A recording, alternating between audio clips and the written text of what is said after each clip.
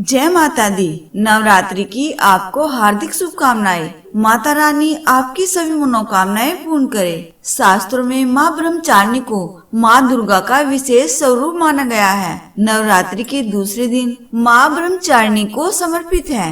इस दिन माँ ब्रह्मचारिणी की पूजा अर्चना की जाती है। साधक इस दिन अपने मन को माँ के चरणों में लगाते हैं। माँ ब्रह्मचारिणी नाम का अर्थ है ब्रह्मकार तपस्या और चारिणी यानी आचरण से है। इस प्रकार ब्रह्मचारिणी का अर्थ हुआ तप का आचरण करने वाली। भगवान शंकर जी को पति रूप में प्राप्त करने के लिए घोर तपस्या की थी।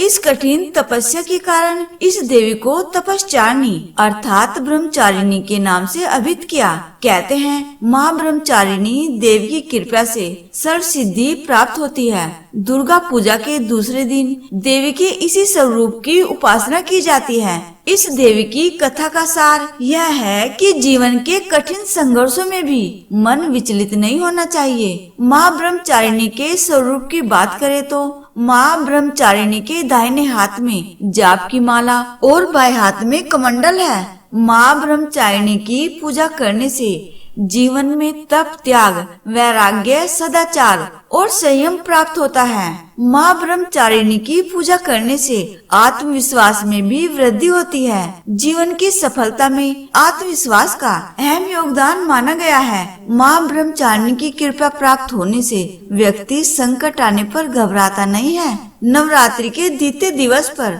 विधि पूर्वक पूजा करने से माँ ब्रह्मचारिणी सभी मनोकामनाओं को पूर्ण कर जीवन में आने वाली परेशानियों को दूर करती है। पूर्व जन्म में इस देवी ने हिमालय के घर पुत्री रूप में जन्म लिया था और नारद जी के उपदेश से भगवान शंकर जी को पति रूप में प्राप्त करने के लिए घोर तपस्या की थी। इस कठिन तपस्या के कारण इन्हें तपस्चारिणी अर्थात ब्रह्मचारिणी नाम से अभिहित किया गया। 1000 वर्ष तक इन्होंने केवल फल फूल खाकर बिताए और 100 वर्षों तक केवल जमीन पर रहकर शाक पर निर्वाह किया। कुछ दिनों तक कठिन उपवास रखे और खुले आकाश के नीचे वर्षा और धूप के घोर कष्ट सहे। 3000 वर्षों तक टूटे हुए बिलपत्र खाए और भगवान शंकर जी की आराधना करती रही। इसके बाद तो उन्होंने सूखे बिलपत्र खाना भी छोड़ दिए। कई हजार वर्षों तक निर्जल और निराहार रहकर तपस्या करती रही। पत्तों को खाना छोड़ देने के कारण ही इनका नाम अपर्णा नाम पड़ गया। कठिन तपस्या के कारण देवी का शरीर एकदम क्षीण हो गया।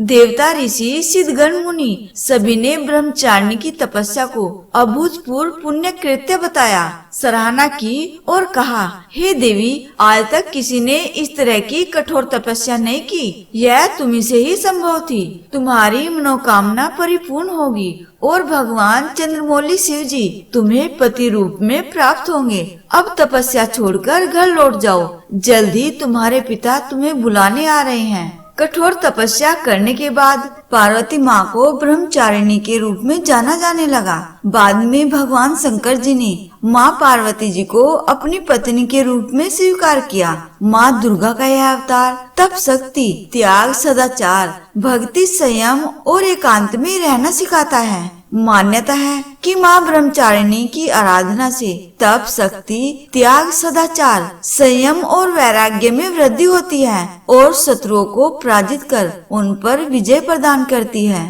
तो इस प्रकार यहाँ नवरात्रि के दूसरे दिन की कथा पूर्ण हुई। नवरात्रि के तीसरे दिन की कथा सुनने के लिए आप चैनल को सब्सक्राइब करें और वीडियो को लाइक करके दोस्तों को शेयर कर दीजिएगा और कमेंट बॉक्स में लिखना ना भूलें। जय माता दी।